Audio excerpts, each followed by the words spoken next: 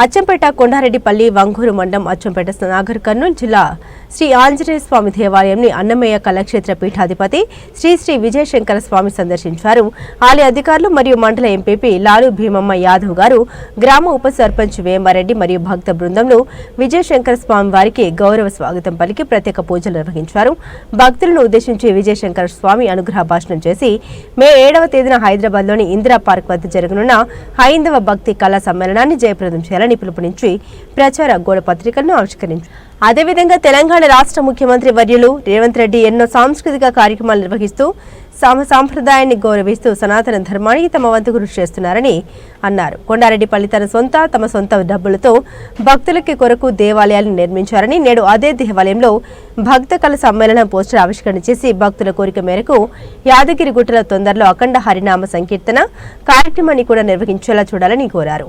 మే 7వ తేదీన జరిగే కార్యక్రమానికి అధిక సంఖ్యలో భక్త బృందాలు కదిలి రావాలని పిలుపునిచ్చారు. ఈ కార్యక్రమంలో జై భారత్ జై హో తెలంగాణ రాష్ట్ర అధ్యక్షులు లక్ష్మేశ్వర్, దున్నా జై భారత్ నాయకులు జూపల్లి రాములు, భజన బృందం జయమ్మ, కోలట బృందం కవిత, లలిత, సుజనరావు మరియు రామచంద్రయ్య తదితరులు పాల్గొన్నారు.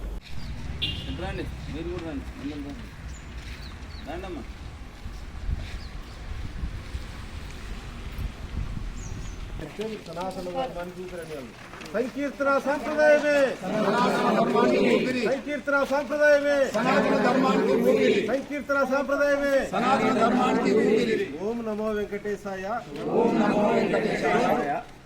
మన ప్రియతమ ముఖ్యమంత్రి, రాష్ట్ర ముఖ్యమంత్రి రేవంత్ రెడ్డి గారి గ్రామంలో మనం మే 7వ తారీఖు జరిగే హైందవ భక్త కళా సమ్మేళనం పోస్టరు ఆవిష్కరించడం జరిగింది.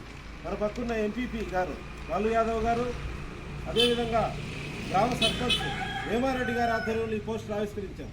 ఒకసారి చూడండి, రేవంత్ రెడ్డి గారు వాళ్ళ గ్రామంలో అద్భుతమైనటువంటి ఆంజనేయ స్వామి గుడి నిర్మించి ప్రతిరోజు భజనలు చేస్తున్నారు.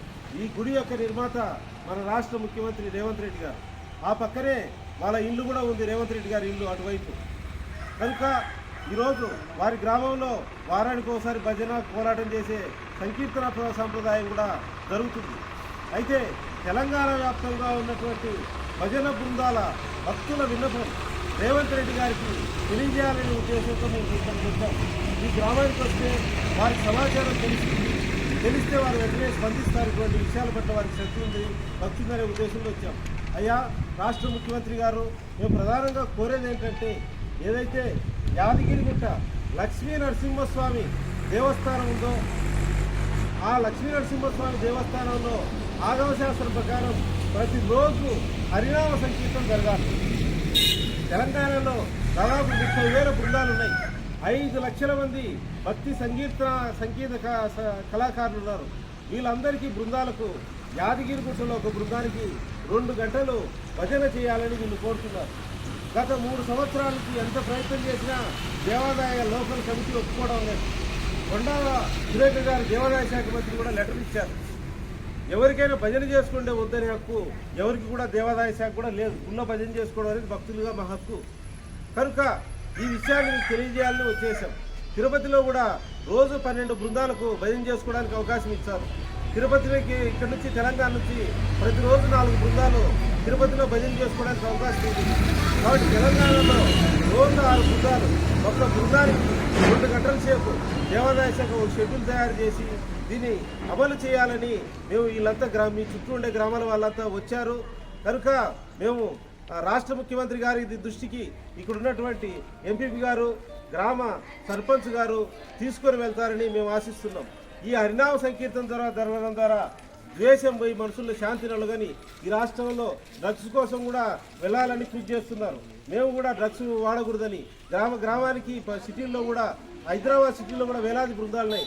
డ్రగ్స్ వాడకూడదు, ఈ రాష్ట్రం సర్వతోభివృద్ధిగా జరగాల. తెలంగాణ యాదాద్రి దేవస్థానం కూడా ఈ హరినామ సంకీర్తన జరిగితే చాలా శుభం కలుగుతుంది, అన్ని రకాలుగా శుభప్రదమని మేము తెలియజేస్తున్నాం. దయవుంచి రేవంత్ రెడ్డి గారు, రాష్ట్ర ముఖ్యమంత్రి గారు ఎన్నో మంచి పనులు చేస్తున్నారు. వారి దగ్గరికి వెళ్ళిన ప్రతి సమస్య కూడా పరిష్కరిస్తున్నారు. వెంటనే ఈ విషయం తెలిస్తే వారికి ఈ సమాచారం వెంటనే పరిష్కరిస్తారని మేము భావిస్తున్నాం. ఇప్పుడు మన పక్కనున్న శ్రీ లాలు యాదవ్ గారు ఎంపీపీ గారు కూడా దీని గురించి 2 నిమిషాలు మాట్లాడతారు.